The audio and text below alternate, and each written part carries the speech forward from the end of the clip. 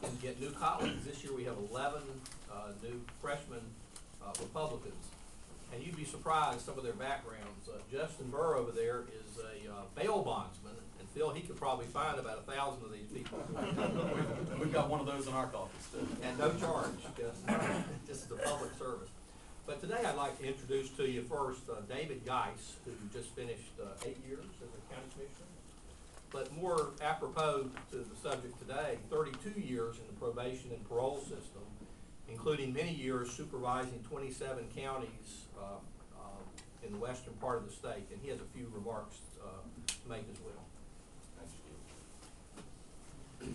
For the past 31 years, I've had the privilege of serving the people of North Carolina as an employee with the North Carolina Department of Correction. 25 of those years as an administrator in the direct supervision of probation parole staff who are assigned the responsibility of supervising criminal offenders who are placed on probation parole supervision. I have seen firsthand the ups and downs of the impact policy decisions in the field. We have an opportunity today to put into motion changes that will positively impact employees of the Department of Corrections, specifically the Division of Community Corrections. I support this effort to give employees in the field the necessary tools to do their job safely, effectively, and efficiently. It is imperative that we make it mandatory for all persons on probation to be subject to searches. Each offender on probation must be subject to search at the discretion of the probation officer or any other law enforcement official. In addition, we must make it mandatory for all offenders placed on probation to submit to drug testing. It is through these actions that we will begin to empower the employees of the Department of Correction to continue to make their efforts to make people in North Carolina safe. I will support the bill that is being entered in the Senate.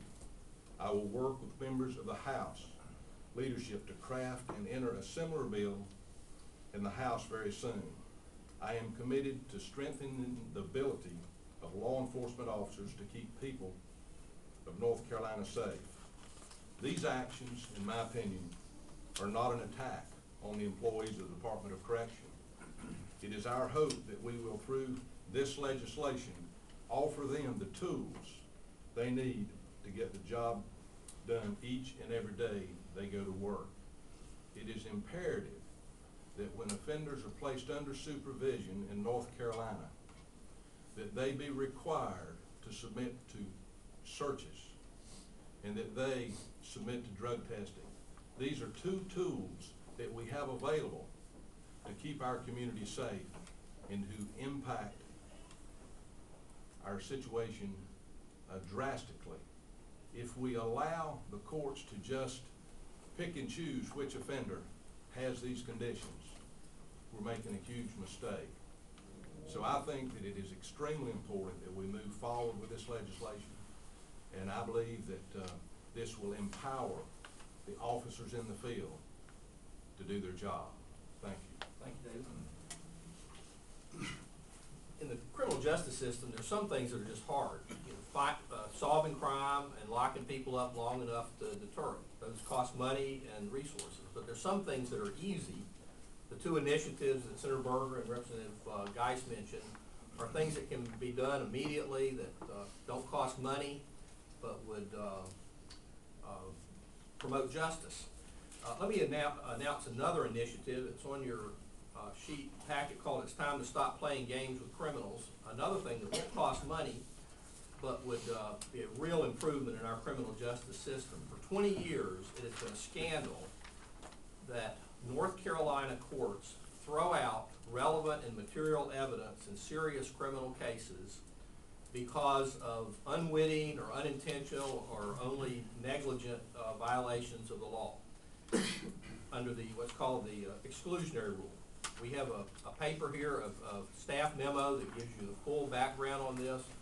of the very case that decided that we would do this. This is not required by the federal courts. It's not required by the federal Constitution.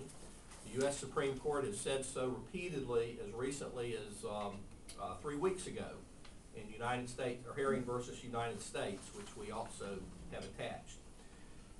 Every time we have tried to stop this in the last few years, the House Democratic leadership has, after coming out of a committee, has shunted it off to the Rules Committee and blocked further action.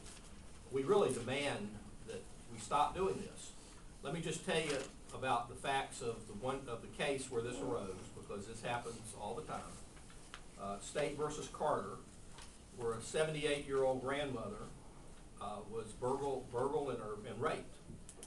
And the blood test was obtained from the defendant by using a non-testimonial order, a piece of paper. The court said, no, you shouldn't have used that piece of paper. Instead, we have to suppress that evidence of the blood typing, and you have to get a search warrant instead, a different piece of paper. In other words, the police didn't make a mistake. They took the order from the judge, and the judge told them what to do. They did it, and yet this 78-year-old grandmother has to go through a whole second trial for a trivial error. This needs to stop, and stop now. This could be passed in a month, and we would see better justice in our courts that would not cost more money. Questions? Take questions. I'm sorry, I didn't catch David's name. Guice, G-U-I-C-E, Representative David Guice. I-C-E, and question for you, sir. Yes, sir. You mentioned that, well, you support mandatory drug testing, which isn't part of this bill, right? Right now, the searches. I think we may need to tweak the bill to make sure of that. Representative Guice indicates that even though the language that we've got in the bill appears to authorize mandatory drug testing, Representative Guice says that as a practical matter, it's probably going to take a tweak somewhere else to make sure that that takes place, which is something that we would be interested in doing. Okay. Correct. So my question was, if probation officers are already allowed to do spontaneous searches, you mentioned this legislation would help them do their job. This seems to expand to other law officers. How does this help them do their job? When an individual stands before the court today, the court has to specifically order a special condition of probation concerning a search and drug testing. It is not mandatory. What we are proposing, that for all offenders placed under probation supervision, that these two conditions would be mandatory. Mm-hmm. I can help explain that, I think. The bill draft you have, if you'll notice on the first page, you've got a parenthetical 13. There are currently 12 mandatory conditions of probation under the statute. This would add a 13th mandatory condition of probation to address the issue that Representative Guice is talking about. Can you explain as a matter of practice, why is it difficult under the current system to do searches? Is there a holdup? How would this help probation officers do their job? Under the current system, if an offender is placed under probation supervision and there is not a special condition ordering a search or drug testing, the probation officer would have to then go back into the court and have a hearing with the offender being present in order for that condition to be added, and it might or might not be added. What we're saying, these are two simple tools that will give the field staff the necessary tools to do their job and do it effectively to keep our public safe. An example is probably 85 to 90% of the folks that are placed under supervision in North Carolina have some type of substance abuse issue. It might not be just with that immediate charge, but when you look at their past history, you find that they've been on probation a number of times, or there's substance abuse issues. Being able to test and being able to conduct those searches are just an easy way and a simple way to ensure that we are doing what we need to do in the field to protect the general public.